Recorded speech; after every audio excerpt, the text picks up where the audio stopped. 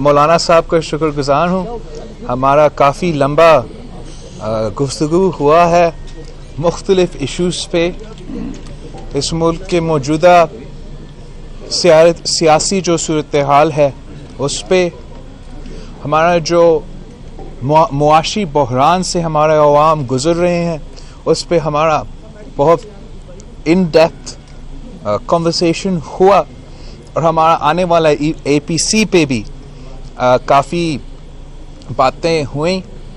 Pakistan Peoples party اور JUIF کا اپنا سیاسی نظریہ تو ہے، لیکن ہمارا تاریخ جو ہے وہ بھی آپ سب کے سامنے ہے. اگر اس ملک میں ایک متفقہ اسلامی پارلیمانی وفاقی نظام ہے تو وہ پاکستان پیپلز پارٹی اور JUIF نے مل کے یہ آئین بنایا ہے. اگر جنرل ضیاء الحق کے خلاف تحریک چلی تو MRD میں پاکستان پیپلز پارٹی اور JUIF ساتھ تھے. جب مشرف کے خلاف احتجاج چلے تو تب بھی ہم مل کے احتجاج کر رہے تھے. اور آج جب نیا پاکستان میں، کٹپتلیوں کے پاکستان میں جمہوریت کو نقصان ہو رہا ہے، انسانی حقوق پہ نقصان ہو رہا ہے، ہمارے معاشی حقوق پہ نقصان ہو رہے ہیں، تو ہمیں ایک بار پھر مل کے کام کرنا پڑے گا اور عوام کو ان مسائل سے نکالنا پڑے گا. جو ہمارے سامنے پہلے جو ابھی شارٹ ٹرم میں امیڈیٹ چیلنج ہے وہ یہ عوام دشمن بجٹ ہے، جو میں سمجھتا ہوں اس ملک کے لیے معاشی خودکشی ہے، جو کہ ایک انٹرنیشنل ادارہ کے حکم پہ یہ بجٹ بنا. پاکستانیوں نے یہ بجٹ نہیں بنایا، یہ باہر کا بنا ہوا بجٹ یہاں پیش ہو رہا ہے.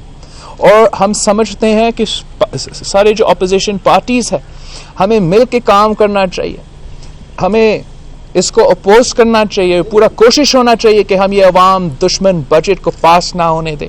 اور انشاءاللہ تعالی ہمارا اس ایفرٹ کامیاب ہوگا اور ہم اس ملک کے غریب عوام، اس ملک کے عوام کو تحفظ پہنچا سکیں گے اور بچا سکیں گے اس بجٹ سے. مولانا صاحب. بسم اللہ الرحمن الرحیم. نحمده ونصلی علی رسولہ الکریم. میں جناب بلاول بھٹو زرداری صاحب کا، جو چیئرمین ہیں پاکستان پیپلز پارٹی کے، ان کو دل کی گہرائیوں سے خوش آمدید کہتا ہوں اور ان کا شکریہ ادا کرتا ہوں کہ وہ ہمارے غریب خانے پہ تشریف لائے اور ہمیں انہوں نے عزت بخشی ہے.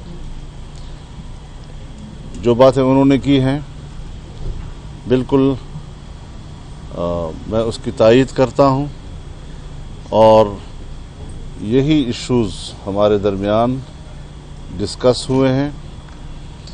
اس وقت جو صورتحال ہے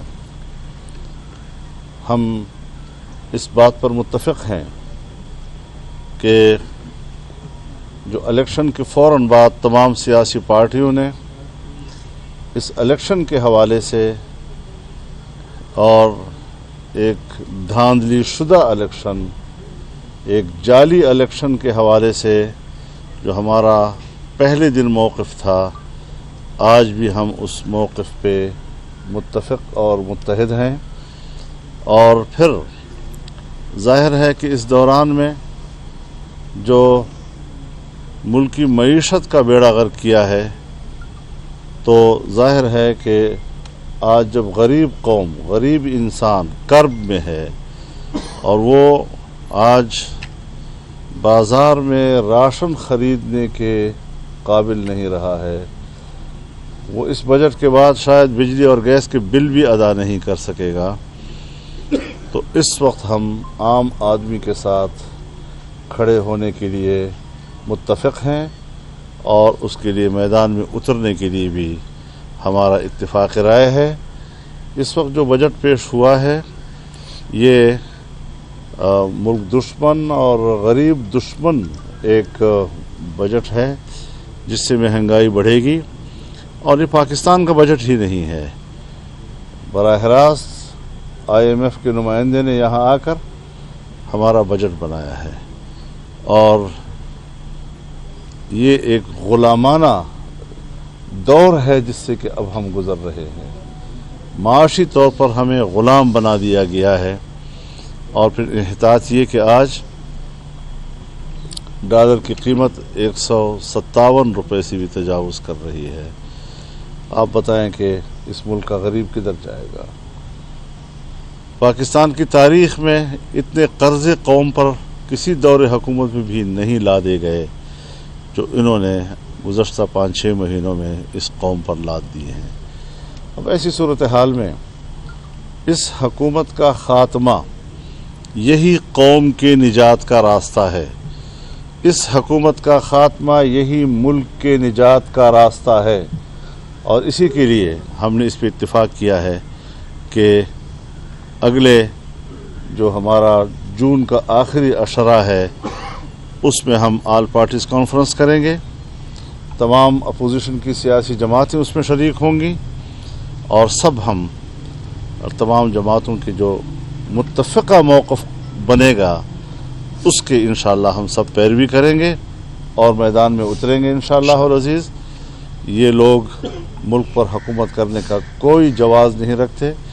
دھاندلی یہ الیکشن نہیں کہلایا کرتا، اور پاکستان اس لیے نہیں بنا ہے کہ یہاں جمہوریت ہو، عوام کا حق ہو کہ وہ ووٹ دے کر اپنی مرضی کی حکومت بنائے، اور یہاں عوام کی مرضی کے خلاف قوم پر ایک باہر سے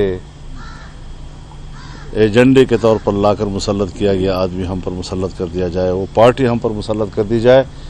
اس حوالے سے انشاءاللہ العزیز ہم پرعزم ہیں، اور ایک متفقہ موقف تمام سیاسی پارٹیاں لے کر میدان میں انشاءاللہ آئیں گے. مولانا صاحب یہ فرمائیں کہ آپ کا موقف رہا ہے کہ حکومت کو نہیں گرائیں گے، پارلیمان اپنی مدت پوری کرے. مولانا کا موقف الگ رہا ہے کہ حکومت کو چلتا کرنا چاہیے، یہی مسائل کا حل ہے. تو اس پہ کوئی بات ہوئی ہے؟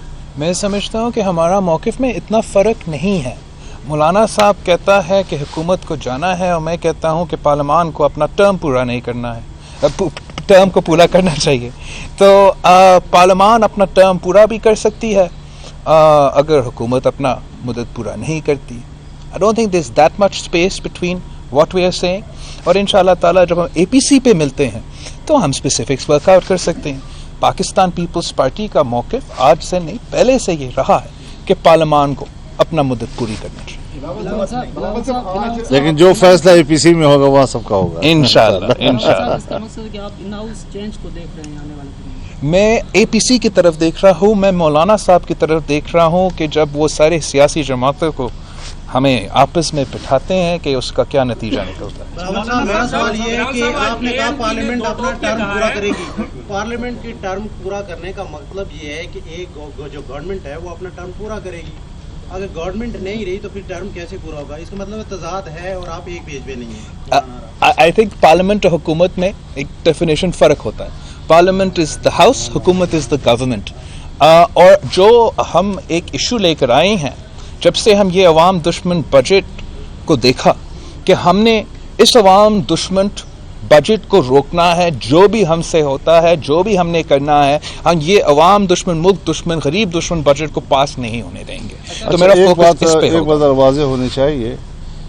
سوال آپ کی بالکل بجا ہے، اور یہ سوال جب ہم اس طرح کے فورم پہ آتے ہیں تو صحافی لوگ ضرور کرتے ہیں. لیکن اس نقطے کو مد نظر رکھیں کہ ہم دونوں اس پر متفق ہیں کہ جو موقف پورا APC طے کرے گا ہم اسی کو فالو کریں گے. بہت شکریہ آپ کا. مولانا صاحب مختصر سا سوال. اس ساری صورتحال میں PTM کا ایک عجیب سا کردار رہا ہے. بلاول صاحب آپ بھی اس حوالے سے APC میں PTM کے کچھ رہنما بھی شامل ہو سکیں گے، اس حوالے سے بات ہو سکے گی؟ میں ابھی فی الحال اس پر جواب نہیں دے سکتا، لیکن اتنی ایک بات کہنا چاہتا ہوں کہ PTM کے ہوں یا پیپلز پارٹی کے لوگ جو اس وقت جیلوں میں ہیں اور وہ اس کو پروٹیکشن آرڈر نہیں کر رہے ہیں، وہ اس لیے نہیں کر رہے ہیں کہ وہ بجٹ پاس نہیں کر سکتے، اور وہ اس طرح اپوزیشن کی سیٹیں کم کرنا چاہتے ہیں تاکہ وہ ووٹ استعمال نہ کر سکیں. تو یہ جو پروٹیکشن آرڈر نہیں ہو رہے ہیں، پیپلز پارٹی کے مزید لوگوں کو اور مسلم لیگ نون کے مزید لوگوں کو گرفتار ہونے کے بھی امکانات ہیں، وہ صرف اس بنیاد پر کر رہے ہیں تاکہ بجٹ میں اپوزیشن کا ووٹ کم ہو جائے اور اس طریقے سے وہ بجٹ جو ہے وہ جبری بجٹ جو ہے وہ قوم کے اوپر مسلط کر سکے. جو ہمیں دیکھو یہ مولانا صاحب جو کہہ رہا ہے بڑا امپورٹنٹ پوائنٹ ہے. دھاندلی زدہ حکومت، سلیکٹڈ حکومت اب دھاندلی کر کے یہ بجٹ پاس کرنا چاہتے ہیں. اگر آپ ممبران پارلیمان کو اریسٹ کریں گے، ان کا پروڈکشن آرڈر نہیں دیتے تو یہ بڑا سنگین ایشو ہے کہ آپ ان کو بجٹ پروسیس سے آؤٹ رکھ رہے ہیں. نہ صرف ڈبیٹ، نہ صرف ووٹ پہ مگر ڈبیٹ میں. مطلب آپ نواب شاہ، نارتھ وزیرستان، ساؤتھ وزیرستان اور لاہور کے عوام کو اس بجٹ میں اپنے ان کے حق سے محروم رکھ رہے ہیں. ہم ان کو بالکل یہ نہیں کرنے دیں گے اور ہر فورم پہ اس کا احتجاج کریں گے. صاحب آج اے این پی نے کلیئرلی آپ کا اور مریم نواز صاحبہ کا نام لے کے کہا ہے کہ اگر وہ سنجیدہ ہے تو چیئرمین سینٹ جس کو ہم گرا سکتے ہیں ان کے خلاف تحریک عدم اعتماد لانے کا اعلان کرے. کیا کہیں گے آپ؟ میں نے اے این پی کا یہ بیان نہیں دیکھا، نہیں سنا. میں آج ہوتی صاحب سے، ان کا ایک رہنما ہے نیشنل اسمبلی میں اور ایک تو ہے سینٹ میں، میرا ملاقات ہوا ہے. اس پہ کوئی بات نہیں ہوا، لیکن ہم ہر فرنٹ پہ لڑنے کے لیے تیار ہیں. لیکن ہم ہر محاذ پہ لڑنے کے لیے بھی یہ تیار بات ہیں. ان والے جو ہے وہ ظاہر ہے کہ ای پی سی میں لائیں گے. جب ای پی سی میں لائیں گے، سب کے سامنے بات آئے گی تو حل ہو جائے گا مسئلہ. بلال صاحب، پرائم منسٹر صاحب نے D G I S I نئے اپوائنٹ کیے ہیں اور سپریم کورٹ کی ان کے حوالے سے ایک ججمنٹ بھی ہے، تو آپ اس کے اوپر اس کو کیسے دیکھیں؟ میں مبارکباد دینا چاہوں گا کہ نیا آئی ایس آئی چیف لگ گیا ہے اور تمغہ امتیاز کا بھی مبارکباد دینا چاہوں گا اور پروموشن کا بھی مبارکباد دینا چاہوں گا. آبویسلی یہ پرائم منسٹر کا پاور ہوتا ہے کہ کس کو کب وہ آئی ایس آئی چیف بنانا چاہتے ہیں، اور امید ہے کہ وزیر اعظم نے ہی یہ فیصلہ لیا. آپ سب کا بہت شکریہ مولانا صاحب. آپ کو بہت شکریہ مولانا صاحب. اور ہم